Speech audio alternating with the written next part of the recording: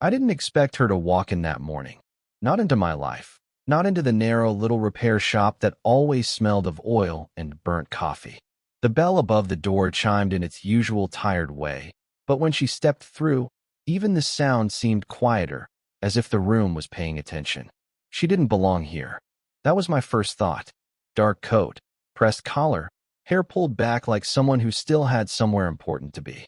The kind of woman who had stories written on her face, not lines, stories. I was tightening the screws on an old radio, pretending I hadn't just noticed her reflection in the glass counter. "You fix watches?" she asked. Her voice carried this clipped calmness, like she'd learned to hide exhaustion beneath it. "Sometimes," I said. "Depends on what's broken." She placed a wristwatch on the counter between us. The glass was cracked clean through. The second hand twitched, then stopped. "It belonged to my husband," she said. Then, after a pause, "He doesn't wear it anymore." I didn't know what to do with that. It sounded like the kind of sentence that meant more than it should. I nodded, maybe too slowly. "I can try to make it work again." "Don't promise," she said. "Just see if it can." There was something about the way she stood, half turned toward the door, like she'd already decided not to stay. But her fingers lingered on the counter longer than they needed to. When I picked up the watch, her hand brushed mine. Accidental, light, but it froze me for a beat. Her skin was cool. She pulled away almost immediately, and for some reason, that small retreat hit harder than any touch could have. "Come back in 3 days?" I asked. "I'll call first." That should have been the end of it. But she didn't leave right away. She looked at the tools scattered across the table, the disarray, the tiny screws like misplaced thoughts. "You work alone?" she asked. "Mostly," I said. "People get in the way." A flicker in her eyes, the kind of look someone gives when they almost smile, but decide against it. That's one way to stay safe. Then she turned and walked out. For the next hour, I didn't touch the radio. I just stared at the watch. It was an old Seiko, gold-trimmed, scratched at the edges, the kind of thing someone wore for years without thinking about it. Inside, though, the mechanism was clean, just a bit jammed. That's what she felt like, something intact, but jammed. I kept thinking about her tone, about how she said, "He doesn't wear it anymore," like she was talking about something already buried, about the way her coat brushed the doorway as she left, and how she didn't look back, but maybe she wanted to. By evening, the street outside had gone quiet. I caught my reflection in the dark window, oil stains on my hands, smudge on my cheek, eyes still following a memory that shouldn't have mattered. I told myself I wasn't waiting for her to call. But when the phone rang the next day, I answered before the second ring. "I told you I'd call," she said. "You did." There was a pause, the kind that stretches thin but never snaps. "I'll come by tomorrow," she finally said. "All right," I murmured, even though she'd already hung up. That night, I left the watch ticking on the counter, newly alive, its rhythm steady, familiar. But every click reminded me of her voice, that impossible calm. She'd said, "Don't promise." And I hadn't. Still, somehow I already had. She came back 2 days early. The rain had started that morning, soft, steady, and without hurry. I was bent over the counter again, fixing a clock that no one would ever come to collect, when I saw her reflection appear in the window. Same dark coat, same quiet posture. But her hair was damp this time, strands clinging to her neck. "You said 3 days," I said as she stepped in. "I changed my mind." She set her bag on the counter. Her voice sounded tired, not the kind of tired you sleep off, but the kind that stays behind your eyes. "The watch works," I told her. "Kept perfect time all night." She didn't reach for it. Instead, she took off her gloves slowly, laying them side by side. Her hands were small but certain, except for the faint tremor that passed through them when she adjusted her sleeve. "Must be nice," she said, looking at the clock I was fixing. "All these little parts doing exactly what they're meant to do." I smiled a little. Only when someone keeps them oiled. She laughed under her breath, the first time I'd heard it. It wasn't the laugh of someone amused. It was soft, almost surprised, like she hadn't used it in a while. Then silence again. That space between words where everything starts to mean more than it should. She walked to the shelf behind me, scanning the scattered radios and clocks like they might reveal something about me. I could feel her eyes moving, stopping, starting again. You really do this alone, she said. No one helps. People don't stay long. Maybe they shouldn't. Her tone shifted, not cruel, just factual. Like she'd learned that closeness came with cleanup. When she finally took the repaired watch in her hand, she turned it over, studying the smooth face. You did a good job. Lucky guess. She looked up at me then, really looked. Eyes gray-blue, but not cold. Just careful. For a second, she seemed to want to say something more, but her lips pressed together instead. She slid the watch into her bag. You don't charge enough, she said, as if that was the thing she'd come to say all along. It's not about the money. She gave a faint smile. You'll learn. Outside, the rain had grown heavier. She stood by the door, hesitating, one hand on the handle. Then she turned, eyes drifting past me to the ticking shelves behind. You ever get tired of the sound? She asked. What sound? All that time passing. Her voice caught slightly on the last word, just enough for me to notice. I didn't answer. She nodded once, as if that silence was what she'd expected, then stepped out into the rain. Through the window, I watched her pause under the awning, pulling her coat tight. She didn't move for a long moment, just stood there, watching the wet street like she was deciding something she'd already decided years ago. And then she was gone again. But that small tremor in her hands, I couldn't stop seeing it. It started with a power outage. The storm hit in the evening, wind slapping against the windows, the street outside empty except for the shifting blur of headlights. I was closing up when the lights flickered once, then went dark for good. A few minutes later, a knock at the door. When I opened it, she was standing there, coat soaked through, hair plastered against her cheeks. Sorry, she said, breath visible in the cold. The streetlight went out. I didn't realize your shop was still open. It's not, I said, though I stepped aside anyway. She hesitated before entering, leaving a trail of water on the floor. The smell of rain filled the space, sharp and clean, cutting through the usual oil and dust. You shouldn't be walking in this, I added. I wasn't planning to. Her voice carried something softer than before. She brushed at her sleeves, then looked around like she was searching for a reason to stay. I was nearby. I thought maybe I'd left something here. You didn't. She smiled faintly. Guess I just needed to see something that still works. The silence that followed wasn't uncomfortable, just heavy, like we were both pretending not to notice how small the shop suddenly felt. The light from the window caught her face, tired, but not defeated. Drops of rain clung to her lashes, refusing to fall. I handed her a towel. Here. Her fingers grazed mine again. Unintentional, but enough to make my chest tighten. She didn't pull away immediately this time. Thank you, she whispered, voice low. For a while, we just listened to the storm. The rhythmic tapping of rain against the roof almost matched the ticking clocks around us. Time, for once, didn't feel like something moving forward, just circling.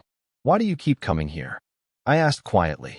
Her eyes flicked toward me, sharp but unsure. You make it sound like I shouldn't. I didn't mean it like that. I know. She looked away. It's quiet here. People don't ask questions. She paused. You don't ask questions. I want to. That got a real reaction. Her breath hitched slightly, the corner of her mouth tightening. Don't, she said softly. Some things sound worse when spoken out loud. The wind howled outside. The lights flickered again, briefly returning before fading to black. In that moment of darkness, she was close enough that I could feel her breath. Just a few inches between us, the space where a word could have changed everything. Then her phone buzzed. She stepped back like she'd been burned, fumbling to answer. Hello. Her voice dropped, quiet but strained. No, I told you not to call this late. A pause. No, it's fine. I'm fine. Just go to bed. Her silhouette stiffened as she listened to the voice on the other end. Then, softer, I said I'm fine. When she hung up, she didn't look at me right away. I should go, she said, gathering her coat. Storm's not that bad. I wanted to tell her it was, that the roads were flooding, that she should stay. But the words stayed behind my teeth.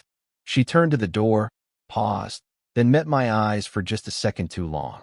Something hovered there, an unspoken sentence, a pulse of what if, before she pulled the handle and disappeared into the rain. I stood in the dark, still holding the towel she never used, and told myself it hadn't almost happened, even though we both knew it had. She didn't come by for a week. The days stretched out, marked only by the slow rhythm of clocks I'd already fixed. I told myself it didn't matter. People leave, that's what they do. But every time the bell above the door rang, I still looked up too quickly. When she finally appeared again, it was late, close to closing. No rain this time, no excuse. Just her, framed in the doorway, carrying that same unplaceable quiet with her. "You're still open," she said. "I wasn't," I answered, then added, "but it's fine." She smiled, faintly. "You always say that. It's fine." She walked in, tracing her fingers across the counter like she was remembering something she hadn't touched in years. I noticed her hands again, no ring. There never had been, though I'd never dared to ask. She didn't bring anything to fix this time. Just stood near the window, watching the evening light fall across the shelves of clocks. "They never stop," she said, "even when no one's listening." "I like the sound," I told her. "It means I'm not alone." She turned, looking at me for a long moment. "You think being alone is worse than being lost?" I didn't answer right away. Sometimes they're the same thing. That made her laugh, soft, almost broken. She looked down, pressing her palms together like she was holding something invisible. "Do you ever wonder," she said slowly, "why people show up in your life when you least want them to?" Her voice trembled just a little, and that was all it took. The air shifted. I took a step closer before I realized it. "Maybe because we stopped pretending then," I said. She met my eyes, steady, unflinching, and for once, she didn't look guarded. She looked exposed. "This isn't supposed to happen," she murmured. "I know. We're not supposed to." She stopped herself, shaking her head. "I come here because it's quiet. Because you don't ask for anything." "I didn't," I said. "But now I don't know what to do with everything I didn't ask for." The words hung there, too raw to take back. She looked away first, biting her lip. A small, fragile movement that made her seem suddenly young, uncertain. Outside, a car passed, its headlights slicing across the room and catching her face in a brief, soft glow. I could see the faint trace of tears she hadn't let fall. "You shouldn't say things like that," she whispered. "Why not?" "Because it makes it real." We stood there, not touching, not moving, just suspended in that unbearable stillness where truth finally runs out of places to hide. She took a slow breath, then said, barely audible, "You remind me what it feels like to be seen. And I don't know if that's mercy or cruelty." And before I could answer, she turned toward the door again, but not before I caught the look in her eyes. It wasn't fear. It was recognition, the kind that ruins you quietly. She came early that morning, before the shop lights were even on. The knock startled me. I wasn't expecting her anymore. I'd trained myself not to. When I opened the door, she stood there holding a small envelope. No coat this time, no guarded smile. Just eyes that looked like they hadn't slept. "Can I sit?" she asked. I nodded, moving aside. She didn't wait for an answer. She walked to the counter and sat on the stool she always avoided before, the one closest to me. The air between us felt different. Not charged, not tender, just weighted, like something was about to unspool. She placed the envelope on the table. "I need you to fix something again," she said quietly. I glanced at it. "It's not a watch." "No," she said. "It's worse." Her fingers traced the edge of the envelope, pressing down on the corner. "It's a letter. I wrote it years ago. Never sent it."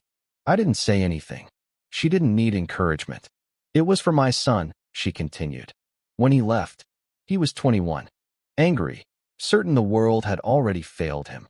Her voice was steady, but something behind it cracked. "He stopped talking to me. Said I never saw him for who he was." My throat tightened. "And now?" She shrugged, eyes distant. "He died 2 years ago. Accident." He never read it. I didn't breathe for a moment. The sound of ticking clocks filled the silence, merciless and precise. "I keep rewriting it," she said, "as if I could still change what it says." She looked at me then, straight through me. "You remind me of him sometimes. The way you listen. The way you stay quiet when you don't know what to say." The words hit harder than I expected. I tried to speak, but nothing came out. She smiled faintly, but it wasn't warmth. It was grief softened by time. That's why I keep coming back.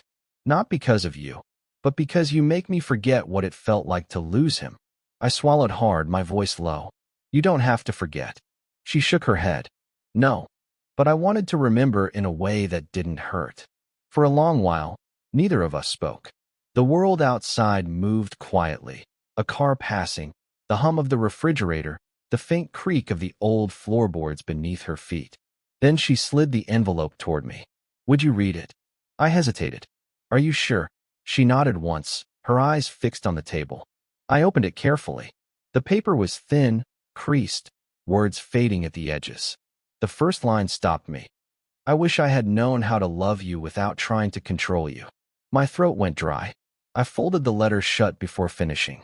When I looked up, she was already watching me, tears shining but unshed. I shouldn't have given it to you, she whispered. You'll start looking at me differently now. Too late, I said softly. She smiled, the smallest, saddest smile I've ever seen, and whispered, almost to herself, that's what I was afraid of. It rained again the next evening. I didn't expect her to come back after the letter. Some things, once spoken, don't leave room for more.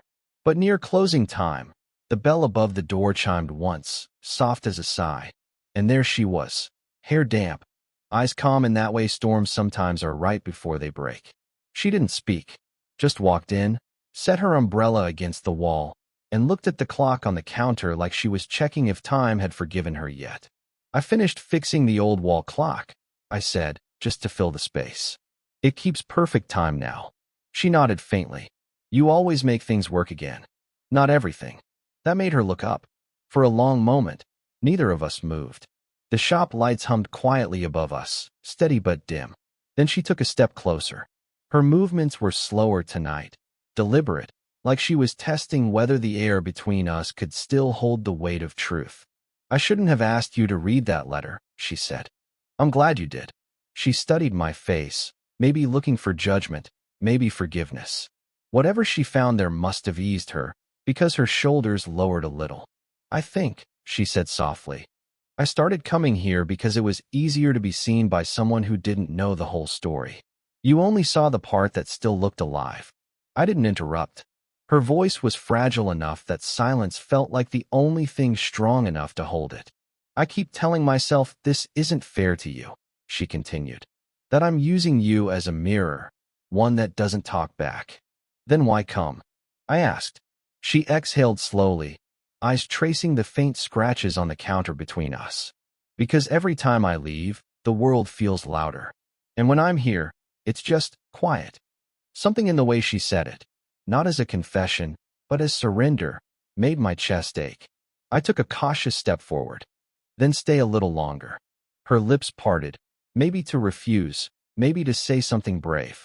But instead, she just nodded once. So we didn't talk. I pulled out the old stool beside her, and she sat. The two of us, side by side, facing the window streaked with rain. The clocks filled the silence with their soft, collective ticking, 100 small hearts keeping time for us. After a while, she reached for the letter still resting on the counter. Her fingers brushed mine, light, steady, deliberate this time. She didn't pull away. We sat like that for a long time, our hands barely touching, our reflections faint in the glass, two blurred outlines that could have been anyone, anywhere. No promises, no names for what it was, just a quiet truth neither of us needed to say aloud. When she finally stood to leave, she pressed her palm flat against mine for a second longer than goodbye required. Then she whispered, some things don't need fixing. And for once, I didn't disagree. It's been months now. The shop still smells like oil and old wood. The clocks still hum through the quiet. And her umbrella, the one she forgot that last night, still leans against the wall. I keep telling myself I'll return it, but maybe I just like having proof that she was real. People say time heals. I don't know about that. Time moves. That's all it does. Healing is slower, more like dust settling after a long silence. She doesn't come by anymore. I knew she wouldn't. Whatever we were, whatever that was, it couldn't live in routine daylight. It was a small, impossible space we made between what hurt and what could still feel human. But she changed something in me. Before her, I fixed things because it was easier than understanding them. Machines made sense. They broke for reasons. People didn't. But now, every time I open the back of a clock or a watch, I think of her hands, careful, trembling, untrusting, and I remember that most broken things don't need replacing. They just need patience. I still think about the letter. Sometimes I reread it in my head, word by word. I wish I had known how to love you without trying to control you. It's not just what she wanted to say to her son. It's what she was saying to herself, maybe even to me. The last time I saw her, she looked lighter. Not happy, exactly, just less at war with herself. I like to think she finally stopped running from the sound of time passing. And me? I don't wait by the door anymore. But some evenings, when the light hits the counter just right, I'll catch myself looking up, half expecting her to be standing there, watching me pretend not to notice her again. I used to think love was about holding on, about saying something before it's too late. But now I think it's quieter than that. Sometimes it's just the willingness to sit in someone's silence and not fill it. To see them, really see them, and still stay. Maybe that's what she gave me. The kind of understanding that doesn't need a name, only memory. So when the clocks tick through another night, I let them. I don't try to quiet them anymore. I listen. Because now I know, love doesn't always arrive to stay. Sometimes, it just stops by long enough to teach you how to listen again. He looks down at his hands, the faint trace of a smile forming. The kind you wear when something still hurts, but not in a bad way.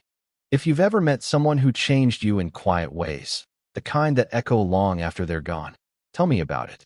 Maybe we'll understand time a little better together.